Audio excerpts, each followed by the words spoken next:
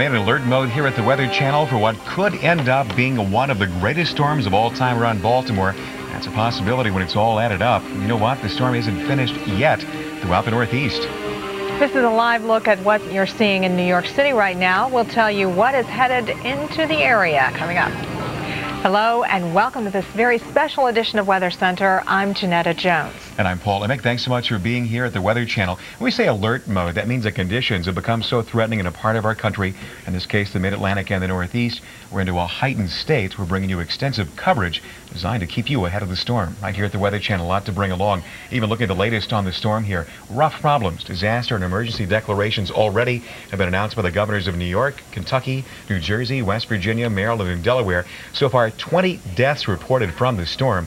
Some of the heaviest snow has been seen throughout the state of Maryland, where in some spots we've seen more than 40 inches.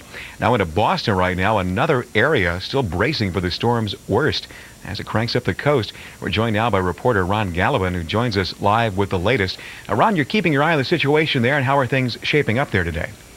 Paul, we got a pretty good storm going. It started out as a northeaster around 10 o'clock this morning with the real fine snow. And it's been picking up in intensity, the wind. The snow that's falling now is still fairly fine, but it's coming down at a rate of about 2 inches an hour, something like that. Boston has declared a snow emergency and issued a no parking ban, and a lot of surrounding communities have done the same. The Massachusetts Turnpike has reduced the speed from a normal up to 65 miles an hour down to about 40 miles an hour, and they've banned tandem tractor-trailer units and propane. Let's take a look at some of the pictures that were shot a few hours ago while it was still daylight. You'll see people dealing with the problems here, and that was before it really got bad.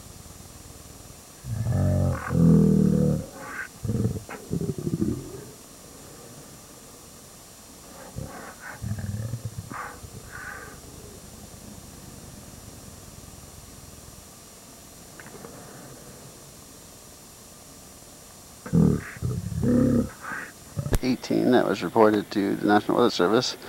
So if you count the 3 inches that was on the ground before, it does. So you gotta wonder. Whatever.